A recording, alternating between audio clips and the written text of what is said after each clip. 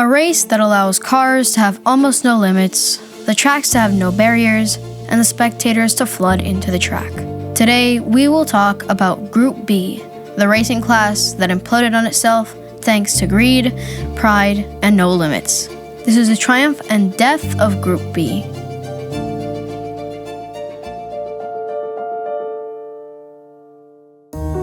In the 1900s, after cars became popular, rally racing was a staple in the automotive circle. The elegant and neat Monte Carlo race was a household name at this point. But in the 60s, it eventually got too elegant for spectators and even the drivers. Cars were getting faster, and they were being built stronger and with more adrenaline-focused driving. Monte Carlo was becoming a joke. Cruising down the road in comfort was too boring. They wanted more. They wanted power, speed, and adrenaline. So the FIA, along with all of the drivers, agreed that this was becoming boring. So they created WRC, the World Rally Championship.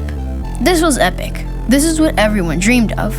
So to put it simply, the FIA, or I'm not even going to try to pronounce that, is the governing body of motorsport. They decide who races and who retires. And their job is to keep everyone safe. Keep that in mind. It'll be useful later. Alright, back to what I was saying. Everyone and their mother were going insane about WRC. They're finally able to see the potential and skill of these drivers and engineers. The automotive manufacturers were going nuts, adding everything they can to make their cars insane. Like Lancia and their Stratos HF, which changed the rules due to how insane the car itself really was. And Audi, who were getting laughed at on the outside, but on the inside, they were cooking up something that no one expected to be so good: four-wheel drive in rally. Now, you may be saying, well, four-wheel drive in off-roading is normal, but at the time, these systems were heavy, expensive, and unreliable. But the geniuses at Audi decided they would change the game and perfect their systems unlike anyone else. And when Audi rolled up to the starting line with their Audi Quattro, everyone laughed. But no one had a clue what Audi was actually planning. They didn't end up winning, but they kept learning more and more about all-wheel drive. But everyone was getting bored again. Jean-Marie Balestre was just elected president of the FIA. He was greedy and was known to get his way. He was also known to make things happen if it benefited him financially. He was come to by fans and drivers asking for something new, something more thrilling, and something different. Balestre saw one thing: money. So he put it into making and created Group N, Group A, and Group B, which replaced the old 1 through 6 groups. But we are here to talk about the most famous and most known out of the three: Group B. Group B was the literal dream of the drivers, spectators, and manufacturers. This was insane. Car manufacturers only had to make 500 road cars in the course of a year to make their Group B rally car legal to race. If you made a change to your car that next year, you only had to make 10% of what you made the previous year. That's definitely an upgrade to the whopping 5,000 road cars in the homologation of Group A. There were also nearly no limits on power, weight, or speed. The only thing there were subgroups that you would be classified in depending on how fast your car was to keep it fair. That's practically it. Nothing else pertaining to barriers, spectators, or safety. This was just raw rally. Audi and Lancia had a pretty big rivalry in Group B. Audi released their Quattro A1 with an inline-5 turbocharged all-wheel drive system, making 340 horsepower. Meanwhile, Lancia released their legendary 037 rally car with a 2-liter inline-4, making 265 horsepower, which dominated in Group B and ended up winning that year. Audi wasn't too happy about that, so they released their Quattro A2. It still didn't end up winning the next year, but they set a new standard for Audi. They were improving their car quicker than any other team in Group B. So the next year, they released their Sport Quattro S1, a 444 horsepower, inline-5 all-wheel drive beast, which ended up dominating that year. And in the same 1984 season, Peugeot released their 205 T16 Rally Hatch. Oh, and let me tell you, this thing was insane. It made 500 horsepower with an inline-4 and 3 bar of boost.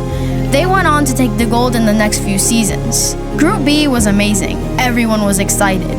But that excitement was going to take a dark turn. This was Group B, and the fact that these cars had so much power and far too little safety equipment was already a cause for concern, let alone the spectators. There would be at least 300,000 plus spectators at each race. And when these cars were coming into pits with blood, hair, and even human fingers in the body panels, the fun of Group B was very quickly turning sour. The drivers were coming back saying that items and debris were being thrown at their cars and into the road, and even gravel was placed into the corners just to screw with the car's balance. They came to the FIA about this issue and asked them to put limits in place, especially about the spectators and the safety. But the FIA refused, stating that sure, it was dangerous, but the risk was acceptable. But that acceptable risk turned unacceptable very quickly on May 2nd, 1985. The Lancia 037 sped off the starting line. It was an awesome day to race, until it wasn't. Halfway through the race, the speeding Lancia slid off the track at incredible speed and into a tree, tearing the Lancia apart. The co-driver, Mauricio Peresinot, limped away from the mangled 037 to warn drivers about the crash. Emergency services arrived to the crash in 20 minutes, but it was no use. The driver, Atilio Bettega, was killed on impact. This was a tragic and sad moment in Group B history, and all the other teams were both grieving and pissed off. They came to the FIA and they were mad, because the FIA had not listened to their concern.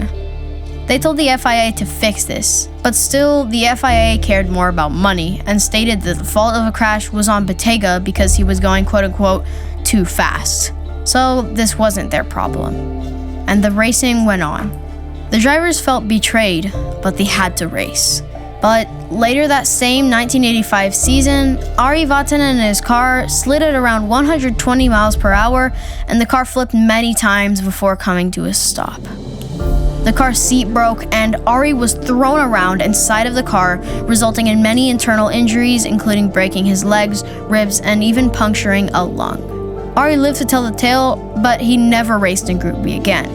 This time, the FIA and Balestra only listened to escape the law.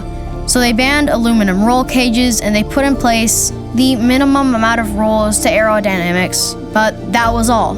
No rules pertaining to barriers, spectators, or even horsepower. Nothing. And Balestra was busy working on the replacement for Group B, Group S, which was going to have even less restrictions than even Group B. This was going too far. But before Group S even became a thing, the tragedies just kept on coming. This time, it was in the Portugal Rally.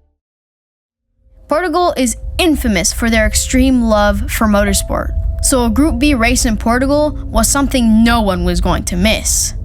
More than 400,000 people came to watch this race. The first incident happened when Timo Salonen hit a cameraman with the rear of his 205, resulting in the cameraman being hospitalized. The cameraman was injured but lived, and Timo was able to finish the race, but not before one of the most gruesome and tragic moments in motorsport history happened on this track. Joaquim Santos was Portugal's hometown driver, racing his Ford RS200, when another cameraman ran into the track, and in a desperate move not to hit the cameraman, Santos swerved and lost control of that beastly RS200. And in the famous words of his co-driver, Miguel Oliveira, then bump, bump, bump. The bumps were of the RS200 hitting and running over the spectators. Santos was found in the driver's seat, completely still, resting with his head on the wheel. Not injured, but in pure shock. The incident resulted in 32 people being injured and 3 others dead. And the saddest part was that the race continued. The other teams and drivers were clueless about what happened until they passed the tragedy themselves. Most of the drivers were forced to get to the finish line in order to get the safety team up there to flag down the other drivers. And when the teams found out what happened, they met at the hotel and handwrote a letter signed by all of them. They were absolutely pissed at the officials at the FIA. They were not happy and demanded a stop to the rally immediately. All the teams united, and Audi even threatened to stop racing entirely.